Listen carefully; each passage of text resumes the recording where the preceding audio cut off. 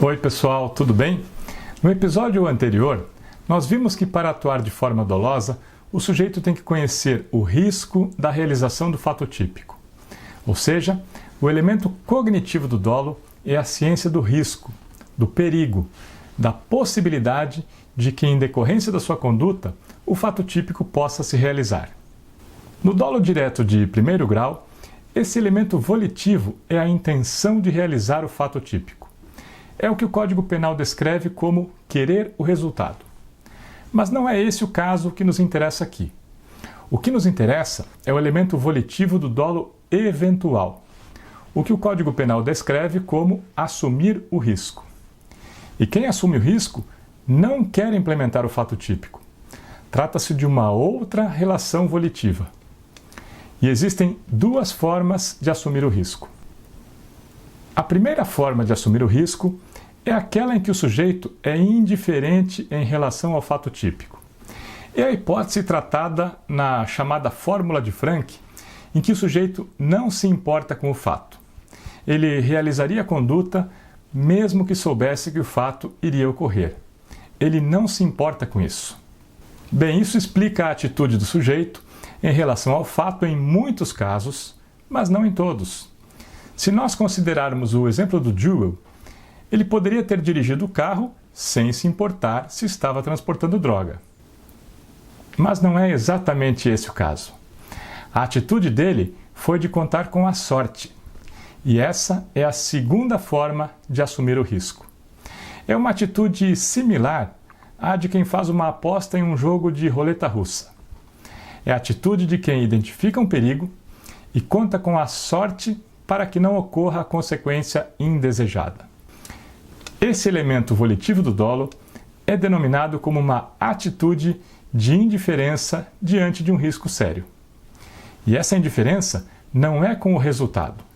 A indiferença é com o próprio risco. Assumir o risco significa simplesmente isso. O que ele quer assumir é somente o risco.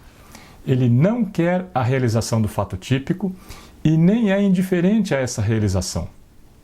Ele pode até preferir que o fato não ocorra e até torcer para isso, ter a esperança de que tudo corra bem. Mas ele é indiferente perante o risco.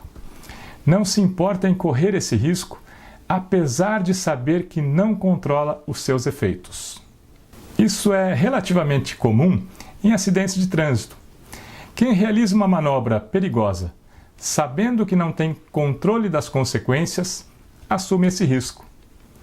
Por exemplo, alguém pode passar um cruzamento com o semáforo fechado e em alta velocidade e buzinar para avisar os motoristas que eventualmente estiverem passando no sentido transversal, na esperança de que eles diminuam a velocidade ou mesmo parem e deixem o seu caminho livre.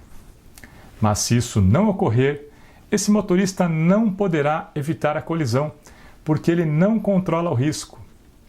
Essa é uma atitude perante o risco, na qual o sujeito atua sem o controle do perigo. E dessa forma, ele assume esse risco. No nosso exemplo, quando o Jewel, percebendo a possibilidade de estar transportando droga, realizou a conduta sem conferir o que tinha no compartimento secreto, assumiu o risco de realizar o fato típico. Esse é o elemento volitivo do dolo eventual nos casos de cegueira deliberada.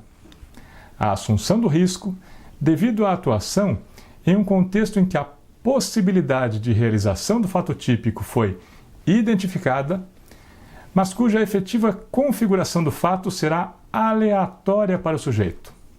Dependerá da sorte.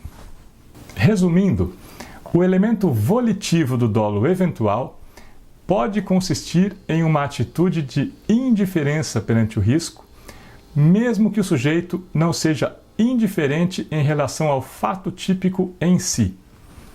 Isso é, ele pode não querer que o fato típico ocorra, mas atuar em um contexto no qual não controle o risco e por isso a eventual realização do fato típico será aleatória. Ele estará assumindo o risco, apesar de não querer que o fato típico se realize. Isso não é algo especial ou específico dos casos de cegueira deliberada. Os exemplos mais comuns dessa forma de assumir o risco são os de acidentes de trânsito, como eu indiquei antes. E o exemplo mais emblemático é o da roleta russa. Mas a forma de assumir o risco é a mesma, tanto nesses casos como nos casos de cegueira deliberada.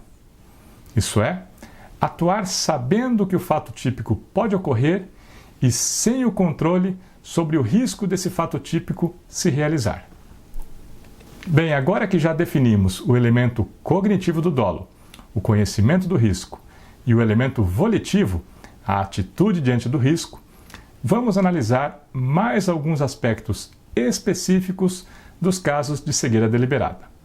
No próximo episódio, vamos ver o conteúdo do elemento cognitivo. Isso é, qual risco o sujeito deve conhecer? Até o próximo episódio.